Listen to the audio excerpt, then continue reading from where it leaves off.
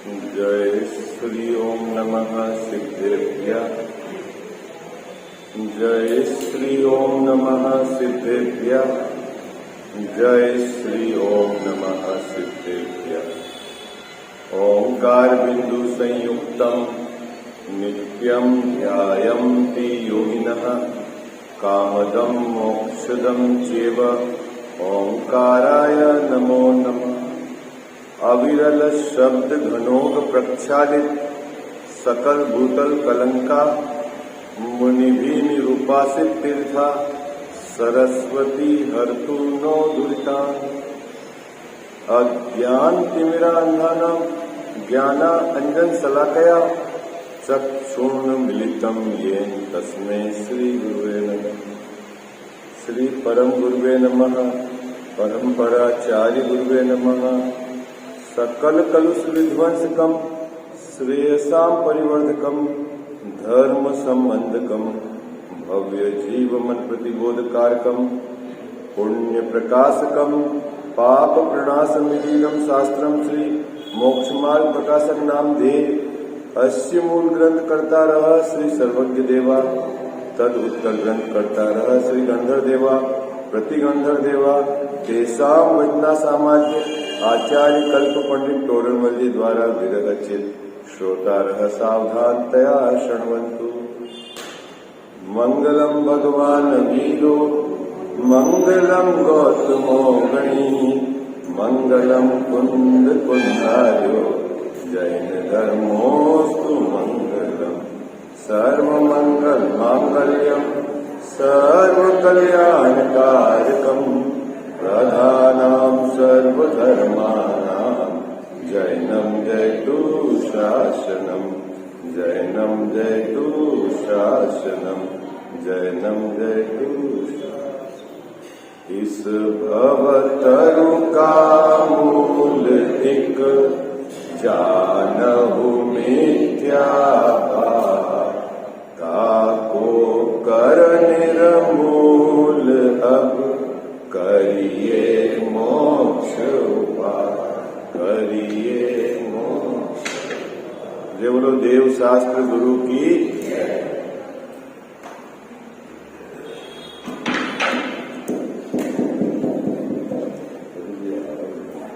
ऊपर से थोड़ा सा मास्टर बोले मास्टर ने थोड़ा सा बोला hello hello hello hello hello बस।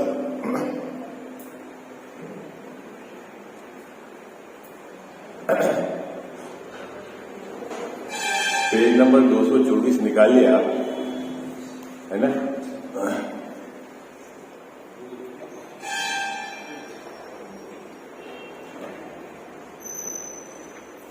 प्रकरण क्या चल रहा था अपना विगत 2 दिवस से?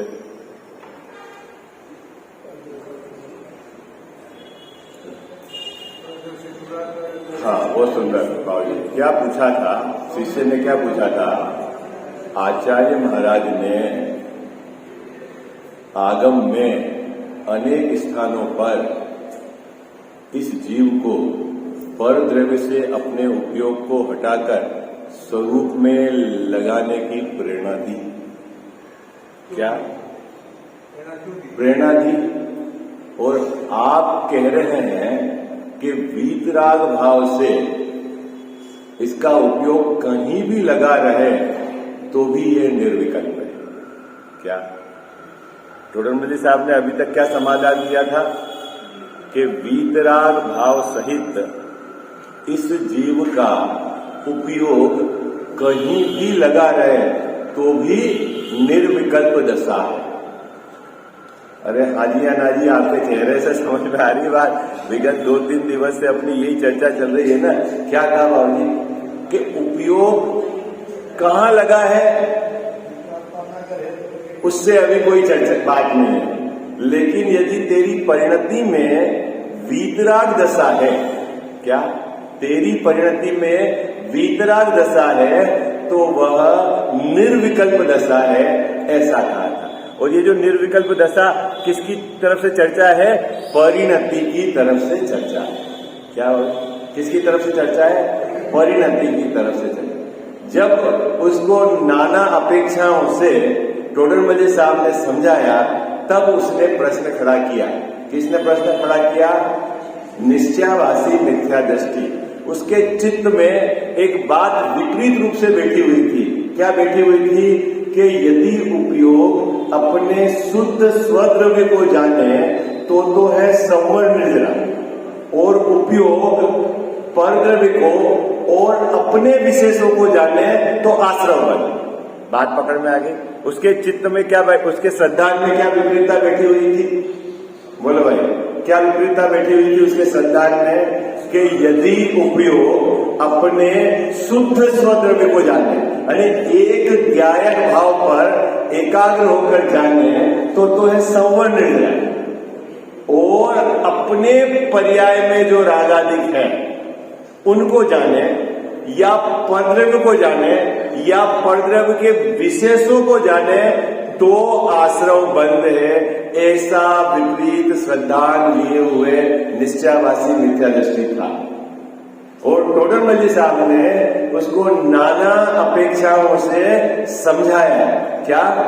कि विकल्प परद्रव्य को जानते रहते हैं। कब तक बाबूजी? 12वें गुणस्थान तक। आई मैं ज्ञप्ति परिवर्तन 12वें गुणस्थान तक होता रहता है, और बाहर में दशा उसकी निर्विकल्प रहती है। अनेक एंगल से समझाया हुआ है ना। अब जब ये बात सब उसके, तो उसने एक प्रश्न खड़ा कर दिया। क्या प्रश्न खड़ा कर दिया? कि फिर आगम में आचार्य भगवंत ने इस जीव को परद्रव्य से उपयोग हटाकर अपने स्वद्रव्य में ले जाने का उद्देश्य क्यों दिया? आई बात समझ? मुद्दा यह है। एक प्रश्न तो यह है जिसका अपने को उत्तर खोजना है, आज समाधान पढ़ना है, ठीक है। और दूसरा प्रश्न इसके साथ ही है, जिसकी चर्चा भी अपन आज करेंगे, कि परद्रव्य इस जीव को शुभ अशुभ भाव नहीं कराते। अपन कितने समय से अभी चर्चा चल रही है, अपने 3 दिन से चल रही है ना। क्या? परद्रव्य इस जीव को शुभ अशुभ भाव नहीं कराते। ये तो नक्की हो गया ना, ठीक है। जब परद्रव्य इस जीव को शुभ अशुभ भाव नहीं कराते तो ज्ञानी धर्मात्मा परद्रव्यों का त्याग क्यों करते हैं? मुद्दा है क्या? वो एक प्रश्न उसका है दूसरे नंबर का। इन दोनों बातों को अपने को भली भांति समझना है, ठीक है। अभी अपन उत्तर पढ़ते हैं पहले प्रश्न का। निकालिए पेज नंबर 224।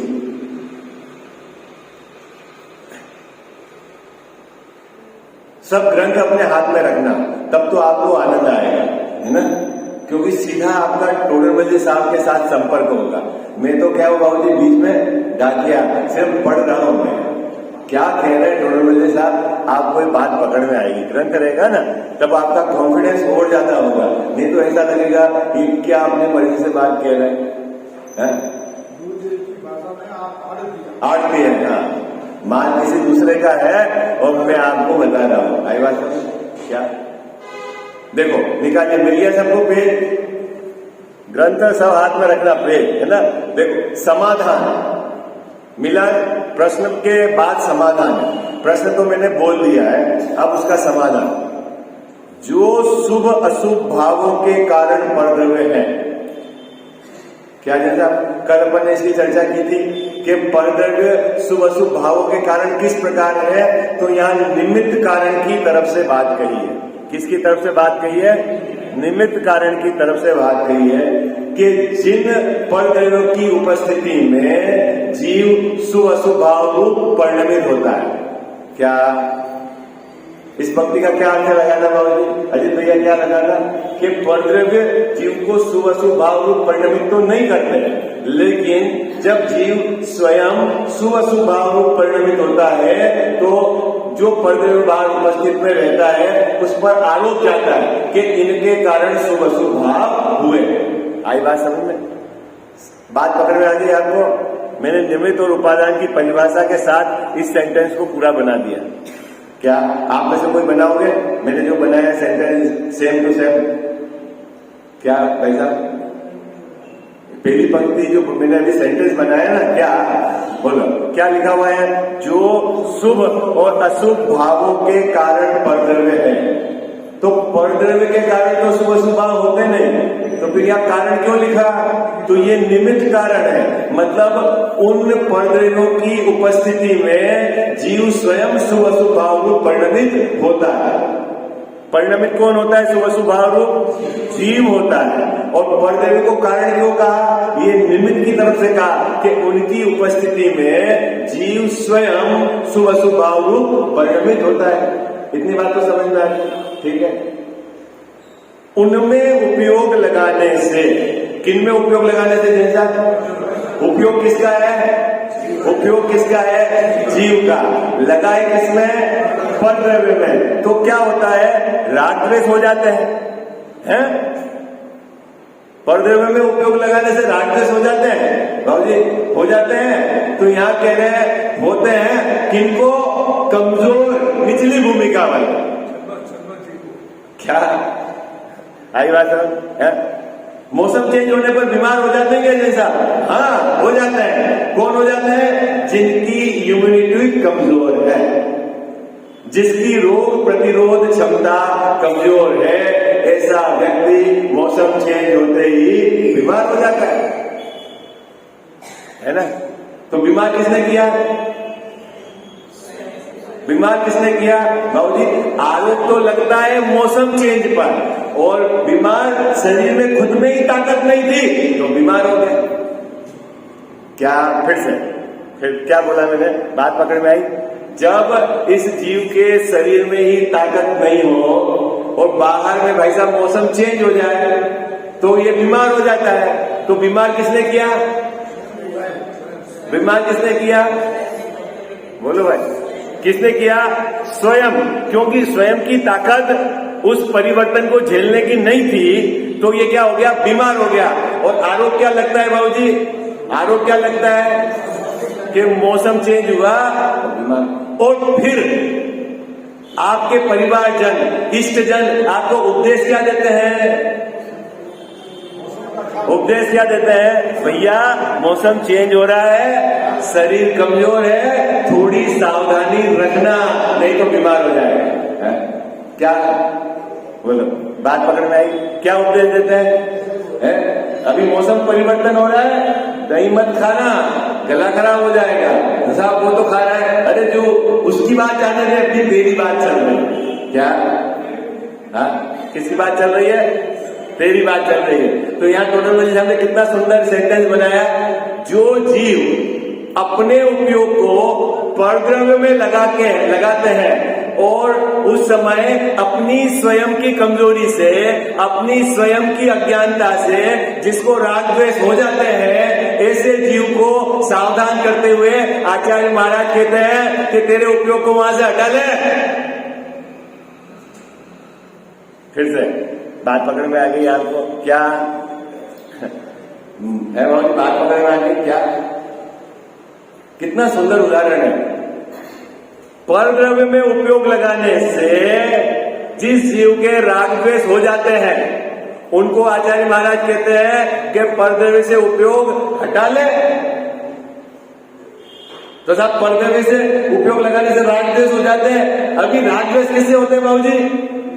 राग द्वेष किससे होते हैं? तेरी स्वयं की कमजोरी से। बीमार कौन हुआ है? जिसकी स्वयं की शरीर में रोग प्रतिरोध क्षमता नहीं है, वो बीमार हो जाता है। बोलो, कितने लोगों को समझ में आ गई बात? पंक्ति समझ में आ गई आपको? ठीक है। ये तो आप रोजाना रूटीन में भी आप घर में इस तरह का प्रयोग करते हो ना? करते हो ना? भाई आप अपने स्वयं पे भी ध्यान रखते हो कि भाई ये मौसम है, मुझे एलर्जी हो जाएगी, मेरे को सांस में दिक्कत आ जाएगी, तो अपनी सावधानी रखें। और जिसके कोई प्रॉब्लम नहीं बाबूजी, वो रहे तो रहे, ठीक है। तो मौसम ने आपको बीमार कर दिया? बीमार किससे हुए? बीमार किससे हुए? स्वयं की कमजोरी से। ये बात बराबर आप ध्यान रखना। और उपाय क्या बताया जाता है जगत की तरफ से? क्या बताया जाता है जैसा है कि भाई सावधानी रख, ठीक है। इतनी बात तो याद देखो, उनमें उपयोग लगाने से जिनको राग द्वेष हो जाते हैं और स्वरूप चिंतन से। जैसा वही जीव, कौन? वही कमजोर जीव जो परद्रव्य में उपयोग लगाएगा तो राग द्वेष हो जाएंगे। वही जीव यदि सावधानी से रहेगा तो बीमार नहीं होता है। तो उस जीव को क्या कहते हैं? भाई तू सावधानी से रह, मतलब तू स्वरूप का चिंतन करेगा तो तेरे राग द्वेष नहीं होंगे। क्या भाई साहब, है ना? मौसम चेंज हो रहा है ना? जनरली गांव में बोलते थे ना कि नवरात्रि के समय बाहर मत सो। क्यों बोलते बाबूजी बाहर? अब नाना प्रकार के लोगों ने इसमें लगा दी, क्योंकि वो मौसम परिवर्तन का काल है, ठीक है ना? शरद ऋतु आने वाली है, गर्मी जाने वाली है, परिवर्तन के काल में बाहर में है तो बीमार हो जाता है। अब उसको अलग एक्टिविटी से अगर लोगों ने जोड़ दिया, लेकिन मुद्दा क्या है? लेकिन सब तो बीमार नहीं होते हैं। कौन बीमार होता है? जो कमजोर है वो बीमार हो जाता है। तो फिर सावधानी क्या रखनी चाहिए साहब? भैया वो उससे दूर रखो। ठीक उसी प्रकार जिस जीव के परद्रव्य में उपयोग लगाने से राग द्वेष हो जाते हैं और स्वरूप चिंतन करने से जिसके राग द्वेष नहीं होते हैं, ऐसे कमजोर भूमिका वाले जीव को आचार्य महाराज ने क्या कहा कि भैया तू परद्रव्य से हट और अपने स्वरूप में लग। मुद्दा समझ में आ गया आपको? कितनी बात समझ में आ गई है? इसमें सबसे महत्वपूर्ण बात क्या है? निचली अवस्था वाले। क्या शब्द लिया टोडरमल साहब ने? निचली अवस्था। निचली अवस्था मतलब कमजोर भूमिका वाले, कमजोर ताकत वाले जी। आई बात समझ? अब देखो इतनी बारीकी से पकड़ पाते क्या अपन कथन को बाबूजी? है टोडरमल साहब का देखो कितना विशद दृष्टिकोण था विचार करने का। है क्या हुई है? दो पंक्ति का अर्थ क्या हुआ? क्या पंक्ति का? भाई जिसके मेले में जाने से परिणाम बिगड़ते हैं जैसा, उसको कहा कि मत जा मेले में, खत्म। क्यों? कि तू कमजोर भूमिका में है। अभी प्रश्न है कि जिसके मेले में जाने से परिणाम नहीं बिगड़ते हैं उसको क्या कहेंगे? कि जा, ऐसा नहीं कहेंगे। अभी वो दृष्टिकोण तो दूसरा है। अभी अपन आई बात समझ में? अभी तो पहला दृष्टिकोण अपन विचार कर रहे हैं, बहुत महत्वपूर्ण बिंदु है। आई बात समझ? देखो क्या कहते हैं? उनमें उपयोग लगाने से जिनको राग द्वेष हो जाते हैं और स्वरूप चिंतन करे तो जिनके राग द्वेष घटते हैं, ऐसे निचली अवस्था वाले जीवों को पूर्वोक्त उपदेश है। बाबूजी बात पकड़ में आ गया आपको? क्या किसके लिए उपदेश है? ये ऊपर का उपदेश निचली भूमिका वालों को। निचली भूमिका किसको कहना? हाँ, कमजोर है, जो परद्रव्य में उपयोग लगाता है तो राग द्वेष हो जाते हैं, और स्वरूप का चिंतन करता है तो जिसको राग द्वेष नहीं होते हैं उनको क्या उपदेश दिया जाता है भाई साहब? कि भैया वहां से उपयोग हटा और क्या कर? जिनकी पत्नियां रहती है बाबूजी, कोई भी सामग्री देखे जैसा ये भी लानी है, तो अब पति क्या करेगा? कमजोर भूमिका वाले रहते हैं ना कि इसका ऑर्नामेंट देखा, इसकी साड़ी देखी तो ये भी लाना है, अब क्या करेगा? तो बोले देखना बंद करो, जो सबसे बढ़िया, क्योंकि कमजोर भूमिका है, कुछ भी चीज देखोगे तो ये लानी है बाबूजी, है क्या? अब मान लो जिसकी पत्नी देखने के बाद कोई डिमांड नहीं करे, खुद देखो क्या क्या दिक्कत है उसमें? बात पकड़ में आई आपको? बात क्या क्या दिक्कत है? भाई कोई आपने किसी की महिला का आपने देखा अंगूठी, अरे तो पसंद है, नई डिजाइन है, अपने लानी है। अब ऐसे चीज में सोची देखे वो सुई लानी हो जिसको, फिर क्या करे पति? बोले देखना बंद करो। क्यों? तो देखने से राग द्वेष होता है? नहीं, ये किसने कहा देखने से राग द्वेष होता है? देखने से होता है क्या राग द्वेष? नहीं होता है। तो फिर किससे होता है? कि कमजोर भूमिका वाला है तो उसकी गड़बड़ी कमजोर भूमिका की। किसकी गड़बड़ी बाबूजी को? कमजोर भूमिका की। इतनी बात बराबर आपको पकड़नी पड़ेगी, है ना? जनरली क्या गड़बड़ी हो जाती है कि ये जीव जब इस तरह के उपदेश आते हैं तो ये समझ लेता है कि परद्रव्य ने मेरे को राग कराया, ये है, ये गड़बड़ी नहीं होनी चाहिए। क्या परद्रव्य ने मुझे राग कराया? ऐसा नहीं है। राग क्यों हुआ भाई साहब? अपनी स्वयं की कमजोरी से। है।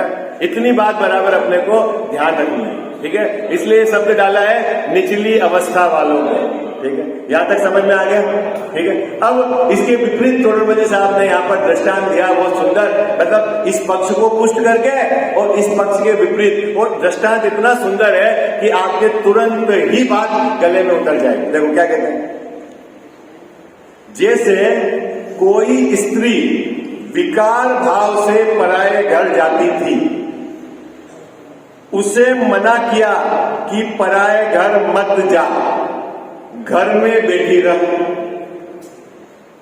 क्या दो स्त्रियां यहां खड़ी करी है उन्होंने, तोड़रमल साहब ने, एक तो कमजोर भूमिका वाली और एक मजबूत भूमिका वाली। क्या बाबूजी, दो स्त्रियां, कमजोर भूमिका वाली यदि पर के घर में जाए और विकार उत्पन्न हो जाए तो उसको क्या उपदेश दिया कि अपने घर में रह, इधर उधर नहीं डोलना है। क्यों है? वो कमजोर भूमिका वाला बच्चा है ना, कमजोर भूमिका वाला बच्चा, तो उसको क्या बोलते हैं जैसा, इधर उधर नहीं डोलना है, बहकावे में आ जाएगा तो है। और जो मजबूत होगा वो तो फिर वो बहकावे में नहीं आएगा। तो दो भूमिका वालों के लिए उपदेश अलग अलग हो गया ना वालों है। देखो क्या कितनी सुंदर बात थी, जैसे कोई स्त्री विकार भाव से पराये घर जाती थी, उसे मना किया पराये घर मत जा। क्यों मना किया बाबूजी, क्यों मना किया कि तू पराये घर जाएगी, तेरी भूमिका कमजोर है और क्या है, तो विकार उत्पन्न हो जाएगा। तो इससे क्या कर, घर में ही रह। कहां रह जाओ सर, घर में रह। पंक्ति समझ में आ गई ना। अब दूसरा पक्ष, तथा जो स्त्री निर्विकार भाव से किसी के घर में जाए और यथा योग्य प्रवर्ते तो उससे कुछ दोष है नहीं। क्या कह जाओ, दो स्त्रियां खड़ी करी तोड़रमल साहब ने, एक तो कमजोर भूमिका वाली, निचली भूमिका वाली, एक ऊंची भूमिका वाली। अब नीची और भूमिका ऊंची में क्या है कि जो बाहर परद्रव्य के जानने के काल में जो रागद्वेष रूप परिणमित नहीं होवे वो ऊंची भूमिका वाला, और जो परद्रव्य के जानने के काल में रागद्वेष रूप परिणमित हो जावे वो नीची भूमिका वाला। क्या बाबू, तो नीची भूमिका वाले को अलग उपदेश है और ऊपर की भूमिका वाले को, ऊपर वाले को क्या है? बोलो, कमजोर आदमी है ना, कमजोर आदमी जैसा ये शेयर मार्केट के टर्मिनल पे बैठता है ना, टक टक टक, हाँ ये खरीद लो, ये खरीद लो, ये बढ़ जाएगा। क्यों है? तो उसको यूं दिखता है जैसे बहुत करोड़ों रुपया वहां आ रहा है कंप्यूटर से। कमजोर भूमिका वाला है ना, उसको फिर बर्बाद हो जाता है। और समझदार आदमी बोले इस चक्कर में कहां पड़ना है? भले वो वहां गया हो, है ना, परवश गया हो या गया हो, लेकिन क्या सावधान है, यथा योग्य प्रवर्ते। मुद्दा क्या है, यथा योग्य प्रवर्ते, तो उसका निषेध नहीं है। क्या? ठीक उसी प्रकार ज्ञप्ति परिवर्तन में या ज्ञान के पर्याय के क्रम में जो ज्ञेय जानने में आ गया और आप यथा योग्य प्रवर्ते हैं, मतलब राग द्वेष रूप नहीं प्रवर्ते हैं, तो कोई प्रॉब्लम नहीं है? कोई प्रॉब्लम नहीं है। और राग द्वेष रूप प्रवर्त में तो उसको बोलते हैं कि तू वहां से हट जा, तेरी अभी भूमिका कमजोर है। बोला, अब तोड़रमल साहब का कहना यह है कि जो जानने के काल में भी जैसा राग द्वेष रूप नहीं परिणमित हुआ तो उसके क्या है, उसके तो संबंध मिल रहा है, जान तो रहा है लेकिन राग द्वेष नहीं हो रहा है। बाहर के अगर चीज देखो, स्त्री यदि राग करा देती, क्या बाबू जी, स्त्री यदि राग करा देती तो सुदर्शन सेठ के भी हो जाना था राग। मुद्दा है, समझ में आया? ठीक है, तो फिर नहीं कराती है, फिर शादी क्यों कराई उनकी परिवार वालों ने? ये बताओ क्यों कराई? कि जगत में ऐसा देखा, क्या देखा गया कजाव साहब, कि कमजोर भूमिका वाला क्या है कि वो राग में पड़ जाता है, लेकिन जिनकी भूमिका मजबूत थी क्या हुआ, फिर क्या हुआ बाबूजी? देखा जा रहा है वो तो अब परिवर्तित रहे और सामने वाला चेंज हो गया। कितने जनों ने बाबूजी दीक्षा ले ली उसकी सुबह? बोलो, कितने जनों ने ली दीक्षा? गजानन साहब, सॉरी, जम्बू स्वामी, हाँ से जम्बू स्वामी, कितने जनों ने दीक्षा ली?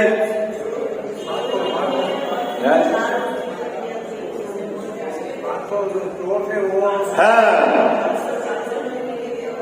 वो खुद योजना क्या थी बाबूजी?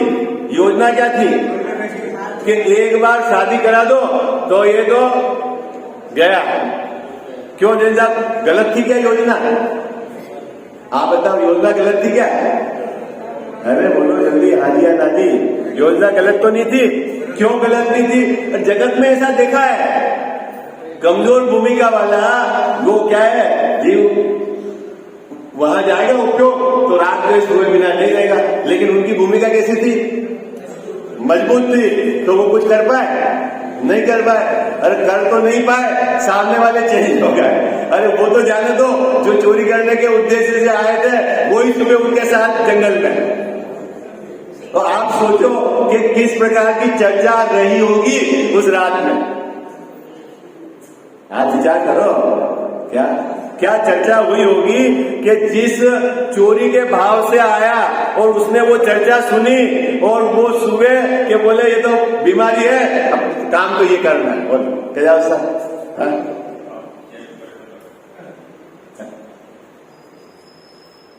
तो यहां टोटल मिली साहब ने दो कमजोर भूमिका और ऊंची भूमिका, ऐसे दो जीव को खड़ा करा।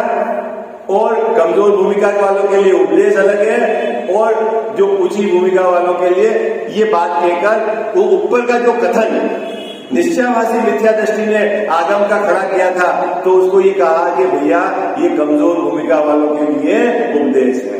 इतनी बात यहां इस पैराग्राफ में समझाई है। देखो मैं पढ़ता हूं पूरा पैराग्राफ। जो शुभ अशुभ भावों के कारण परद्रव्य हैं, उनमें उपयोग लगाने से जिनको राग द्वेष हो जाते हैं और स्वरूप चिंतन करे तो जिनके राग द्वेष घटते हैं, ऐसे निचली अवस्था वाले जीवों को पूर्वोक्त उपदेश है। जैसे कोई स्त्री विकार भाव से पराये घर जाती थी, किसी के घर जाकर विकार भाव से पराये घर जाती थी, उसे मना किया कि पराये घर मत जा, घर में बैठी रह। तथा जो स्त्री निर्विकार भाव से किसी के घर जाकर यथा योग्य प्रवर्ते तो कुछ दोष है नहीं। उसी प्रकार उपयोग रूप परिणति राग द्वेष भाव से परद्रव्यों में प्रवर्तती थी, उसे मना किया कि परद्रव्यों में प्रवर्तन मत कर, स्वरूप में मग्न रह। तथा जो उपयोग रूप परिणति वीतराग भाव से परद्रव्य को जानकर यथा योग्य प्रवर्ते तो कुछ दोष है नहीं। तो क्या बात पकड़ में यार? जो उपयोग रूप परिणति क्या है? उपयोग रूप परिणति शब्द लिया है। जो उपयोग परद्रव्य के जानने के काल में क्या है? राग द्वेष रूप उपयोग। तो राग द्वेष रूप परिणमित नहीं होता, परिणति में राग द्वेष उत्पन्न हो जाता है। किस परिणति में राग द्वेष उत्पन्न हो जाएगा बाबूजी? निचली भूमिका, कमजोर भूमिका वाले, ठीक है। उसको क्या उपदेश दिया कि परद्रव्य में परिवर्तन नहीं करो, क्या करो? अपने स्वरूप में प्रवर्तन करो। लेकिन जिसकी परिणति मजबूत है, क्या वो परद्रव्य के जानने के काल में राग द्वेष रूप परिणमित नहीं होती, उसके लिए तो कोई दिक्कत नहीं। बात समझ में आ गया? एक चारित्र गुण की तरफ से बात है ना, एक ज्ञान गुण की तरफ से बात। एक वो अपन ने बताया था 4 दिन पहले, ज्ञान गुण की तरफ से बात है। ज्ञान गुण का बंटवारा होता है लब्ध और उपयोग, और चारित्र गुण का बंटवारा होता है परिणति और उपयोग, है ना? ऐसा बंटवारा होता है, ठीक है। 7वें गुणस्थान के बाद क्लब हो जाते हैं उपयोग 4 में। वो समझ में आ गया? देखा राग द्वेष कहां मिटेंगे? राग द्वेष कहां मिटेंगे? चारित्र गुण में। जो कसाय भाव होते हैं ना वो कहाँ होते हैं? चारित्र गुण की विकारी पर्याय का नाम है राग द्वेष। क्या बाबूजी किसका नाम है? चारित्र गुण की विकारी पर्याय का नाम है राग द्वेष कसाय। श्रद्धा गुण की विकारी पर्याय का नाम है मिथ्या। आई बात समझ?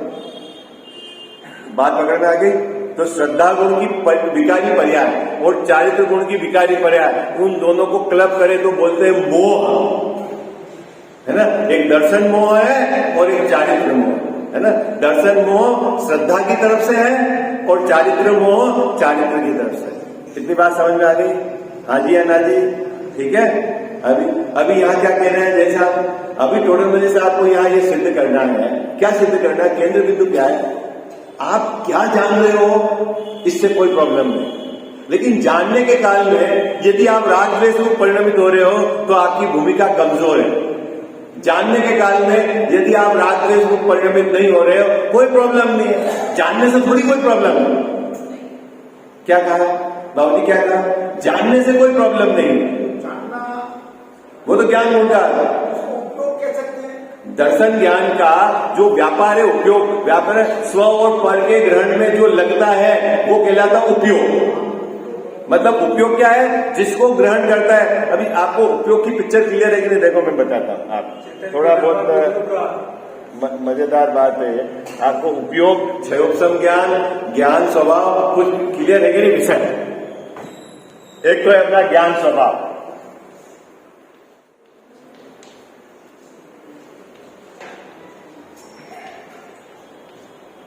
ज्ञान स्वभाव ये किसकी बात है बाबूजी? स्वभाव मतलब आपकी शक्ति ताकत कितनी है। तो ऐसा आगम में आता है केवल ज्ञान स्वभाव वाला है जी। वो किसकी तरफ से बात है? स्वभाव की तरफ से बात, शक्ति की तरफ से बात है। क्या क्या है ये बात? किसकी तरफ से? शक्ति की तरफ से। अब ये तो हो गया स्वभाव। अब पर्याय में जो प्रकट शक्ति है उसको बोलते हैं क्षयोपम। क्या? ये तो हो गया स्वभाव। अब पर्याय की शक्ति,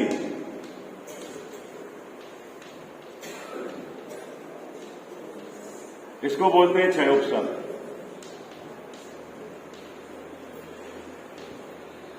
जैसा आप अपने मतलब समझो किसी अजीत भैया आपके पिताजी ने आपके नाम पर संपत्ति दी 20 करोड़ की, कर दी। दो भाई है, 20 करोड़ आपको दे दिए, 20 करोड़ आपके छोटे भाई को दे दिए। तो आप कितने के मालिक हो? 20 करोड़। ठीक है, 20 करोड़। अब आप गए यहां से बॉम्बे या सिंगापुर घूमने के लिए, पिताजी ने आपको कहा ये 2 लाख रुपए तू ले जा खर्च करने के लिए। तो आपके अभी आपकी सिंगापुर में कितनी ताकत है खर्च करने की? सिंगापुर में आपको खर्च करने की ताकत कितनी है? ये तो 10 करोड़ की 20 करोड़ की संपत्ति तो पिताजी ने दी, अभी पिताजी मौजूद है, अभी है आप मालिक उसके, लेकिन आपको सिंगापुर जा रहे हो आपने और पिताजी से कहा, तो पिताजी ने कहा ये 2 लाख रुपए है, ये ले जा, तू घूमने जा रहा है, ये तेरे खर्च करने की शक्ति। ठीक है, कितनी है? तो सिंगापुर में आपकी ताकत कितनी है? 2 लाख रुपए खर्च करने की। उसमें तो पिताजी से कुछ पूछना नहीं, लेना नहीं, देना नहीं, वो आपको पावर में है। ठीक है, तो वर्तमान पर्याय में जो जानने की ताकत है बाबूजी वो कहलाता है क्षयोपम। लेकिन मजेदार बात सुनना है, ये 2 लाख रुपए में 2000 चीजें आ जाती है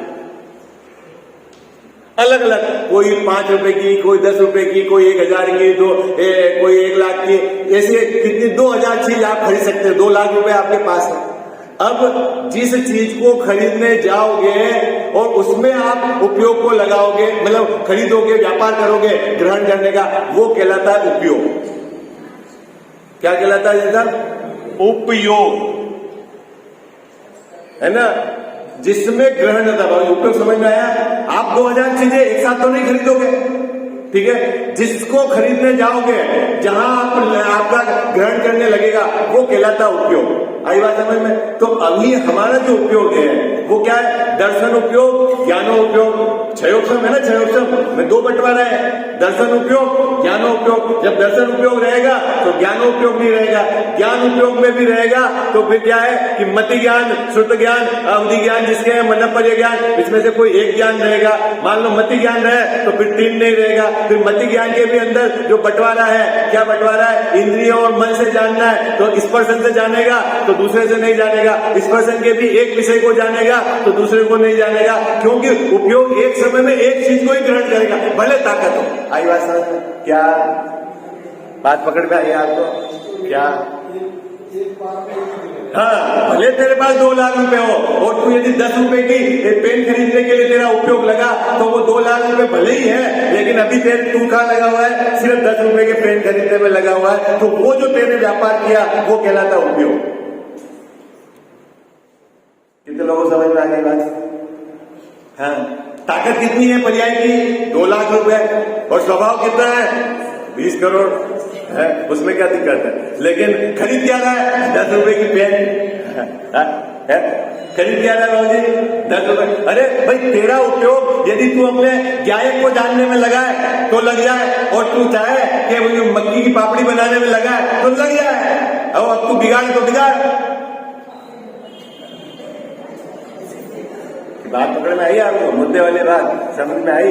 हाँ भाई, तेरा उपयोग तू एक जगह लगेगा, चाहे तू बेसन चक्की बनाने में लग जा या त्रिकाली ध्रुव को जानने में लग जा। अगर बेसन चक्की बनाने में लगेगा तो त्रिकाली ध्रुव नहीं जानने में आएगा, खत्म। ताकत तो है तेरे पास पीछे। भाई साहब, अपन कितना बर्बाद कर रहे हैं उपयोग को? है? आपको पता नहीं है। आई बात समझ में? अवधि ज्ञान और मनन परिज्ञान में तो क्या है, मूर्त को जानने की ताकत ही नहीं है। क्या गजाव साहब? आत्मा को जान नहीं सकता अवधि ज्ञान, मनन परिज्ञान आत्मा को नहीं जान सकता, और केवल ज्ञान तो सब काम हो जाता है तब आता है। और मतिश्रुत ज्ञान है या अस्पष्ट ज्ञान है, परोक्ष ज्ञान है। इस परोक्ष ज्ञान से ही आत्मा जानना है आपको। ये मजेदार एक ट्रिक अभी हम आपको अंत में जो टोडरमल साहब की चिट्ठी है उसमें बताएंगे कैसे जानते हैं, कैसे परिणाम मदन करते हैं। आई बात सर? हाँ, लेकिन भैया ध्यान रखना। क्या ध्यान रखना भाई साहब? अपने पास 2 लाख रुपए की पूंजी है, जैसा 2 लाख रुपए से आप 2 लाख की चीज भी खरीद सकते हो, और 2 लाख जेब में है तो 5 रुपए की चीज भी खरीद सकते हो है। लेकिन जब 5 रुपए की चीज खरीदोगे तो 2 लाख की नहीं खरीद सकते, और जो 2 लाख की, तो आपका वर्तमान उपयोग यदि आपने भी कथाओं में लगाया, बाद में पाक विद्या में लगाया, दूसरे में लगाया, समझ लेना बर्बाद। क्योंकि उसी समय आप अपने क्या है भगवान उसका निर्णय करके उसमें भी उपयोग लगा सकते थे, आप आगम के अभ्यास में लगा सकते थे। आई बात समझ?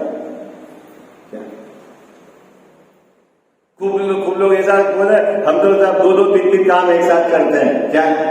सुबह भजन भी सुन लेते, प्रवचन भी सुन लेते हैं, हाँ वो भी कर लेते हैं। वो धोखे में है भैया, हो बिल्कुल धोखे में है। हाँ, समझ लेना। हाँ, वो कब ये टोडरमल साहब ने यहाँ कुएं का उदाहरण दिया, एक पुतली ऐसे इधर चली जाएगी तो इधर देख लेगी, इधर चली जाएगी, इतनी स्पीड से जाती है कि ऐसे लगता है कि कौवा 2 आंखों से देखता है। कितने आंखों से देखता है? क्या जाओ सर? पुतली तो अंदर एक है। हाँ, गोलक मतलब भले 2, अंदर जो है वो तो वो तो एक ही, ठीक है। ऐसे ही उपयोग एक समय में एक ही चीज को, ठीक है। ये कौन से अधिकार की बात है जैसा? भूल गया? ये क्यों, ये किस अधिकार में पढ़ा था अपन ने?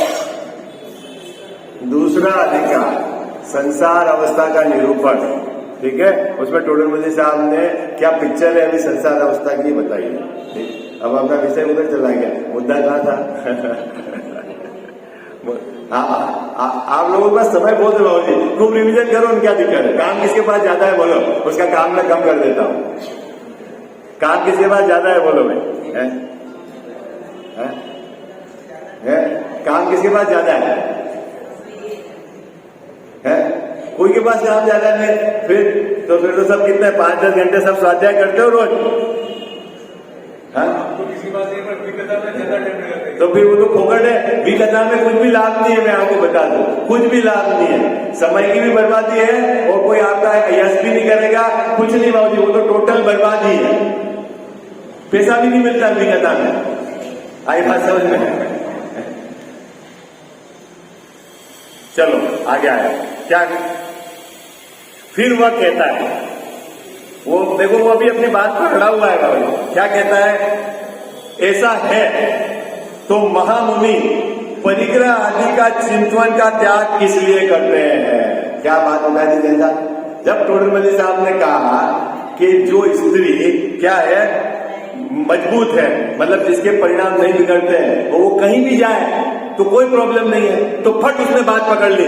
फिर मुनिराज तो घर में रहे क्या दिक्कत है, क्योंकि उनके तो अंदर से मजबूत है, ठीक है। फिर उनको कपड़े छोड़ने की क्या जरूरत है? फिर परिग्रह का बोले वो तो मजबूत है, राजद्वेष तो करेंगे नहीं, फिर तो वो कहीं भी रहे तो क्या दिक्कत है? फिर उन्होंने त्याग क्यों किया? मैं जो दूसरा प्रश्न है ना, वो प्रश्न फिर उसने खड़ा कर दिया। क्या बाबू जी, क्या अभी देखो 2-3 मिनट का समय है। अभी एक बात मैं आपको एक एंगल क्लू दे देता हूं, क्लू। एक है कमजोर भूमिका वाला लड़का और एक है मजबूत भूमिका वाला लड़का। बहुत मार्मिक बात है, सुनना। कमजोर भूमिका वाला लड़के ने अपने रूम में हीरोइन की तस्वीर लगाई, ठीक है, तो आप उसको क्या कहोगे कि भैया ये तस्वीर हटा, ये परिणाम बिगड़ेंगे इसमें। क्या कहा आपने? परिणाम बिगड़ेंगे, तस्वीर हटा। अब जो मजबूत भूमिका वाले को, उसका क्या होगा बाबू जी? जिसकी मजबूत भूमिका है वो क्या करेगा? वो तस्वीर लगाएगा? अरे नहीं मूर्ख, जिसकी मजबूत भूमिका है उसके तो ऐसा विकल्प ही नहीं आएगा। वो क्यों रागद्वेष के निमित्तों को लगाएगा? हाँ, बात पकड़ में आ गई आपको? वो क्यों रागद्वेष के निमित्तों को जोड़ेगा बाबू जी?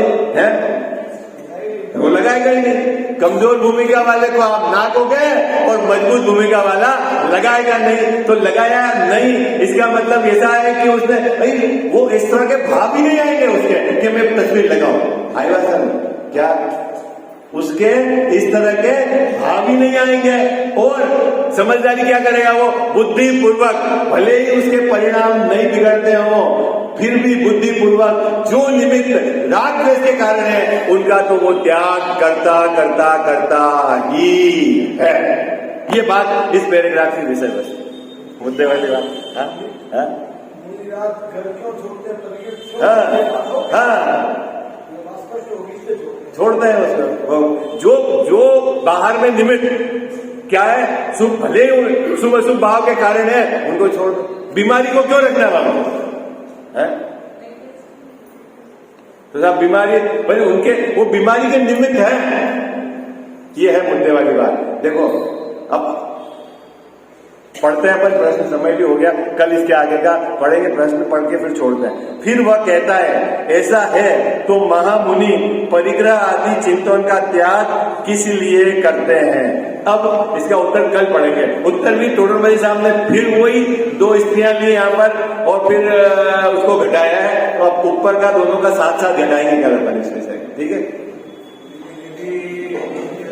मिथ्यातम नाश वेकु ज्ञान के प्रकाश वेकु आपा पर भाषा वेकु भानु सी बखानी है छहु द्रव्य जान वेकु बंध विधि भान वेकु स्वपर पिछान वेकु परम प्रमाणी है अनुभव बताय वेकु जीव के जताय वेकु काहू न सताय वेकु भव्य और आने हैं जहाँ तहाँ तार वेकु पार के उतार वेकु सुख विस्तार वेकु यही जिन वाणी है।